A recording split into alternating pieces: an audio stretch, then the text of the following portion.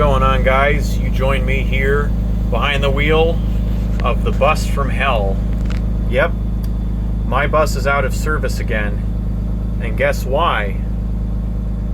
Well, the last time I drove that bus was 6 days ago, last Friday. Today is Thursday, December 19th, 2024. 6 days before Christmas. So I came into work. I reported some issues that I've noticed with my service door on my bus. Technician said, pull it around, we'll look at it. So I go to start my bus, and it doesn't want to turn over. It wouldn't crank. Dashboard lights lit up, but it didn't have enough battery juice. It didn't have enough battery power to turn over. And the funny story about that is, earlier last week, when I drove that bus, because it's my normal bus, but when I drove it earlier that week, I noticed that my ignition relay that powers the radio and the passenger HVAC on the Gretsch side was stuck on. So the radio was on when I opened my door, and I'm like, how the hell is that possible? The key is not in the ignition or turned on, and yet my radio was on. And it was draining the battery the whole night, but luckily not to the point where it wouldn't start. But I left it running all day just in case. Focus camera. But anyway, as I was saying, I'm not sure if the relay got stuck again, but I did put in a maintenance request to have that fixed. And I was told by management it was fixed. So, in theory, that's probably not why the batteries were dead. It could just be a vampire drain thing, because this bus I'm in right now has a kill switch. But my bus does not. Same deal with the other 2024 on our lot. But now our technicians are going to look into installing a makeshift kill switch, so that way this issue won't be repeated. Because this bus, when I got in, turned the kill switch on and then did the startup sequence for a diesel, fired right up, no issues, in the cold. But my bus, because it doesn't have that kill switch, wouldn't start. So I'm in the bus from hell today. But luckily it's just for today, because the technicians gave my bus a jump and they're letting it run to get juice in the batteries. They'll probably let it run until they're done for the day, and then that'll be that. But yeah, that bus is probably going to be pulled into the shop over a holiday break, so that way you can have the kill switch issue addressed, so it will have a kill switch, and the service door will be fixed. Because what, if I didn't already say it, what was happening is, whenever I close the service door, it kind of bounces back, and that's because there's play in the service door.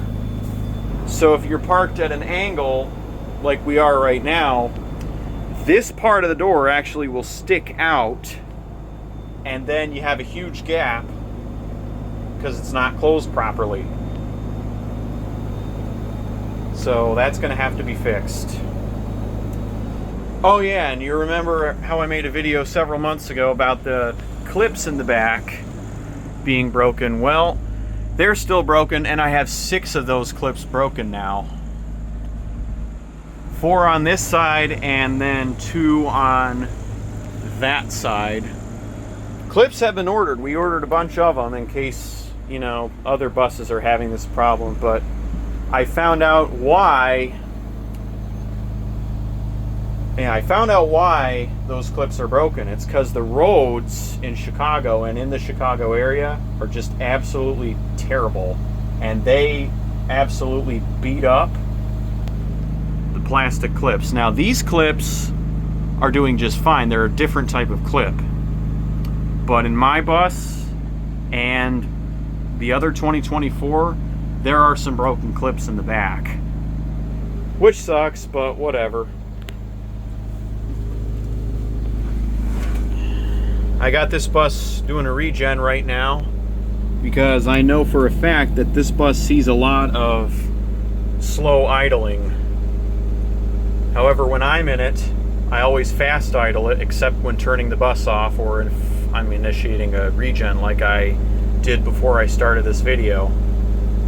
But yeah, I'm just doing this to burn off not only the soot in the filter, but also any potentially crystallized DEF fluid in the SCR catalyst, or the SCR part of the after treatment system.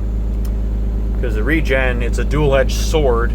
Yeah, it stinks, but yeah, literally it stinks, but it burns off your soot and it burns off your crystallized DEF.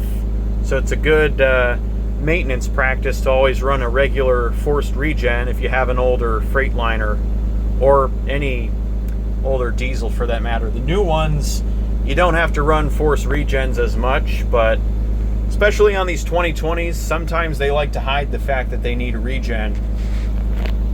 Like our GM45, the only one on our lot, that one once had its stop engine light come on, and it already had a mill light before that, and it said shut down in progress. So I pulled the codes, and the codes were for DPF differential pressure, yeah, and something EGR related, but it did need a regen from what the technicians told me, even though the DPF light was not on, because I tried it with the switch and it didn't work. Because usually when the stop engine light's on, it's too late to use the switch. You have to do it with a scan tool or a computer. But anyway, that's pretty much it for this video.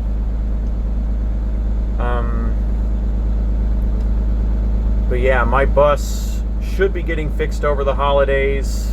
I'll give you an update if it does. I'm sorry I haven't been making bus videos lately. Theoretically, I should be back in my bus Saturday. That's when my next trip ticket is. If I am, I will try my best to make a video with it, because I've been meaning to. So, till next time, peace out. Thank you for watching.